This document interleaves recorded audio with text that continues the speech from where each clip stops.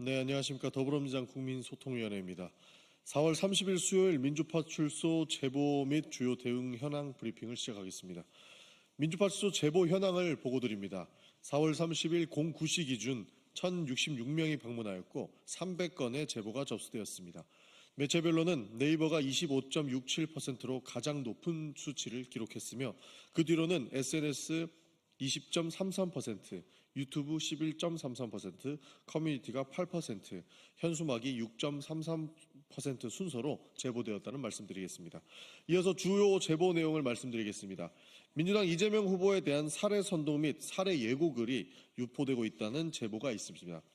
4월 29일 DC인사이드 미국 정치갤러리라는 온라인 커뮤니티에서 민주당 대선 후보에 대한 살해를 선동하는 게시들이 유포되어 있다는 다수의 제보가 접수되었습니다.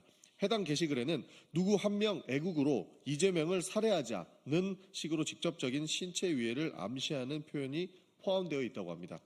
또한 인스타그램을 통해서도 민주당 대선 후보 살해 예고가 다수 확인되었습니다.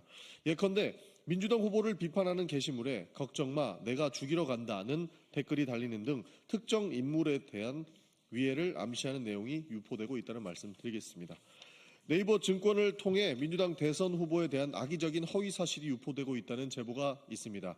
네이버 증권 사이트 내 삼성전자, SK 등 대기업 종목 토론방에서도 민주당과 이재명 후보에 대한 악의적인 허위 사실이 반복적으로 게시되고 있다는 제보가 다수 접수되고 있습니다. 해당 게시글은 증권 정보를 확인하러 온 일반 사용자, 일반 이용자들을 대상으로 허위 사실을 확산시키고 이를 통해 특정 정당과 후보에 대한 부정적인 이미지를 심어주려는 의도가 있는 것으로 판단됩니다. 국민소통위원회 주요 대응 현황을 보고드리겠습니다. 스카이데일리 제소 및 언중이 심리 결과 등 언론 대응 보고입니다. 스카이데일리는 4월 29일자 사설 이재명 90% 몰표라는 자유민주주의 경고 등을 통해 지극히 개인적인 감정과 근거 없는 예측에 기반하여 사실을 왜곡하는 보도를 하였습니다. 사설 형식이라 하더라도 선거 시기에 부당한 영향을 미칠 우려가 있는 것으로 판단되며 이에 따라 인터넷 선거보도심의위원회에 제소하였습니다. 어제 진행된 언론중재위원회 심리 결과를 보고드리겠습니다.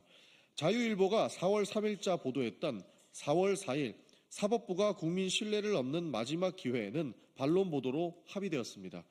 뉴데일리의 4월 11일자 보도 민주당 전 법률 담당자 직격 정당 아닌 사조직 이화영 사건을 보며 이재명 국가 리더 자격 의문은 기사 내용을 일부 수정하는 것으로 합의하였습니다. 감동랑 TV 등 신고 조치를 유튜브 대응 보고로 말씀드리겠습니다. 다수의 구독자를 보유한 유튜브 채널 감동란 TV가 선거 기간 중 공직선거법을 위반한 콘텐츠를 지속적으로 게시하여 구글에 신고 조치를 취했습니다. 해당 채널은 지역 카페로 비자금을 만드는 법, 이재명의 목숨을 노린다면 그건 민주당, 산불 났는데 신나서 잔치하는, 헌재 TF와 이간범 우리법 연구의 카르텔 등의 영상을 통해 이재명 후보와 더불어민주당에 대한 심각한 허위 사실을 유포했습니다. 해당 영상을 통해 감동란 TV는 코나아이는 이재명의 현금 인출기였다. 민주당이 자당 후보인 이재명을 암살할 수 있다.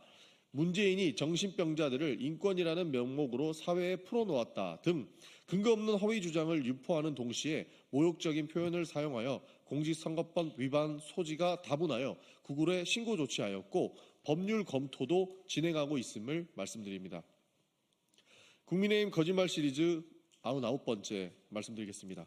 권성동 국민의힘 원내대표는 지난 4월 29일 자당의 원내대책회의에서 반도체 특별법에 대해 언급하며 우리 대한민국 기업들만 민주당이 만든 획일적인 주 52시간 규제에 묶여 뛰지 못하고 있다라고 주장하였습니다.